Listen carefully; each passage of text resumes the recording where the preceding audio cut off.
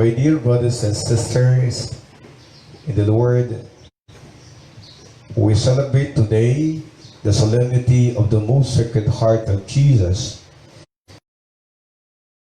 after a Friday after the Sunday Corpus Christi.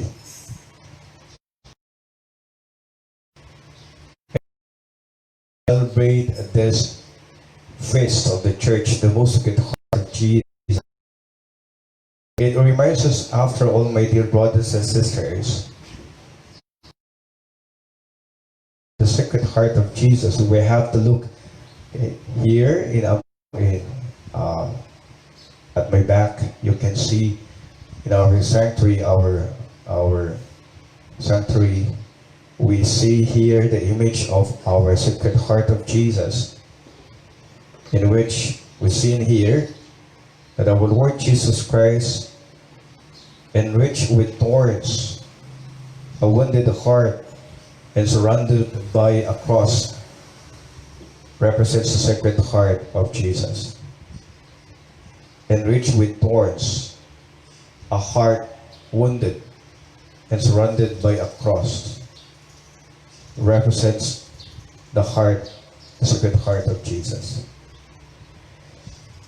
If we have to have a deeper understanding of this image of the Sacred Heart of Jesus and the very meaning of this, my dear brothers and sisters, it reminds us that the human heart is designated as the center of a person. Lahat po tayo may puso. Pero minsan, meron tayong puso, pero parang hindi po natin naisa sa buhay ang tunay ng biyaya ng Diyos, ang biyaya ng pagmamahal. The human heart is designated as the center of the person and considered as the place of emotions and feelings. And it refers to the whole human personality. And so to describe, the human heart is the deepest core of our being. Kaya po napakahalaga po ang ating puso. Because it speaks about our emotions, feelings. What kind of heart that we have speaks about of our personality. It refers to the whole human personality. Because, in fact, it makes us, or it defines of who we are, of the kind of heart that we have. Anong klaseng puso meron po tayo? At ito yung the deepest core of our being. And the very meaning of the Most Sacred Heart of Jesus is that when we say sacred and heart, sacred is divine and the heart is love. And earlier I have defined that the human heart is the center of a person, the place of emotions and feelings, and refers to the whole human personality. And Sacred Heart speaks about the divine love. Every time we come to celebrate the Most Sacred Heart of Jesus, it reminds us of the sacred nature of God. And that is no other than the sacred nature of God is His love to us. Sacred nature of God. Kung sabihin, hindi po natin mababago dahil ang dakilang, banal na pagmamahal ng Diyos sa ating lahat. And as we celebrate the Most Sacred Heart of Jesus, we're once again reminded that we are undeservedly loved by God.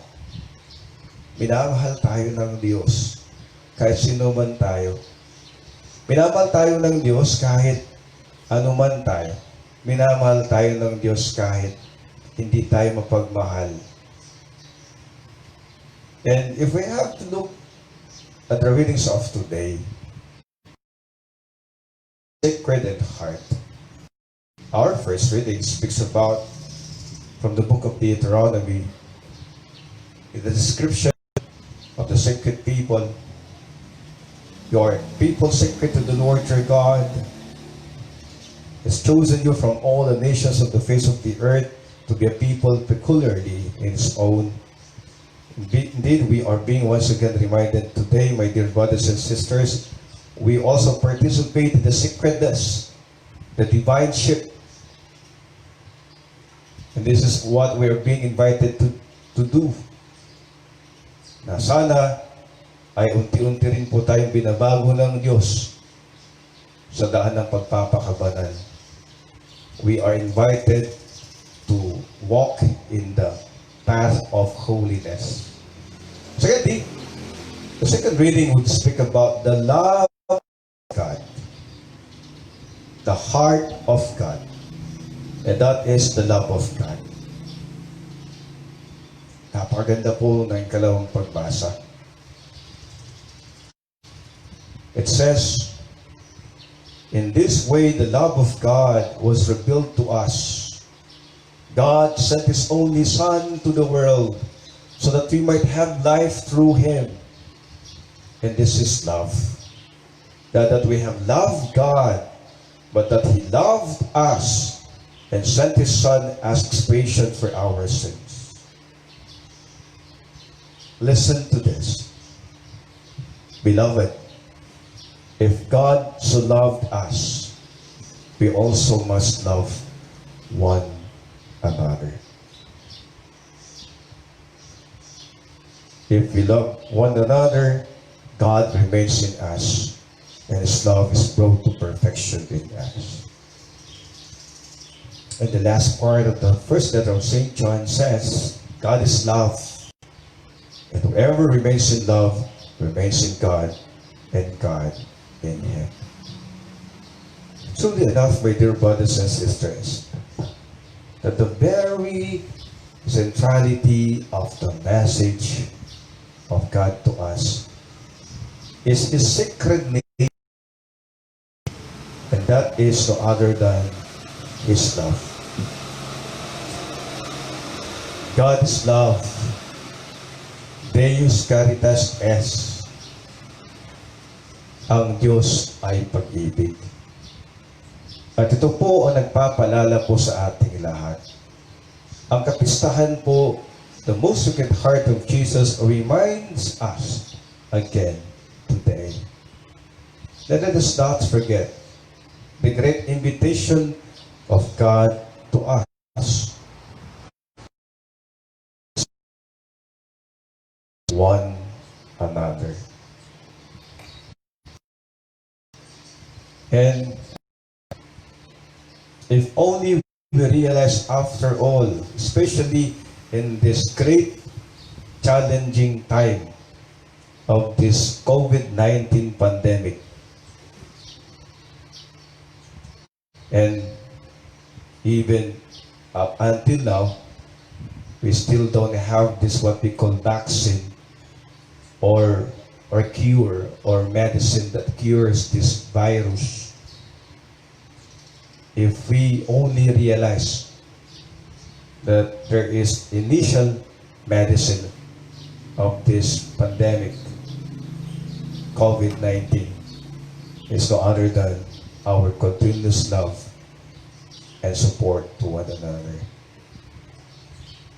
Marami na pong sugat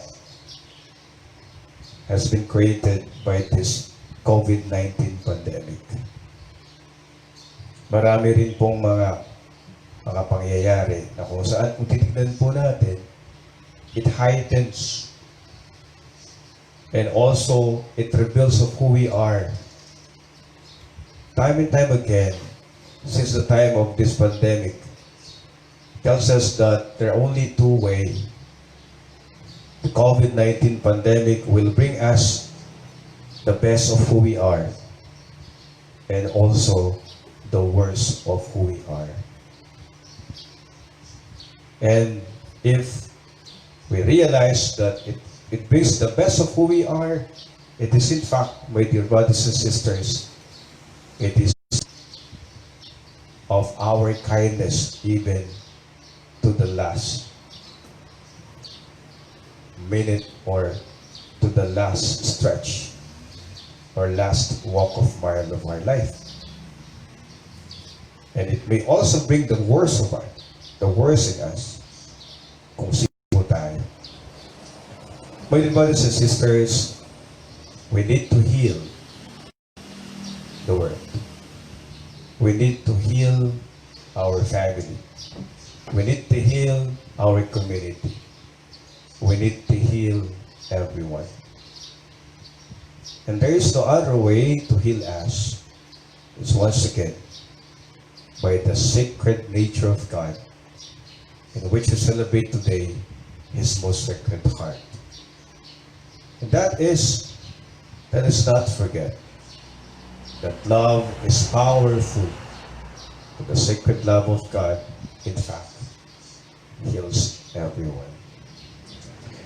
My dear brothers and sisters, it reminds me always of a very beautiful song, and it has simple wordings, and in fact, it is true. If only we allow the love of God to inspire us continuously, then we are healing and changing the world to be a better place to live.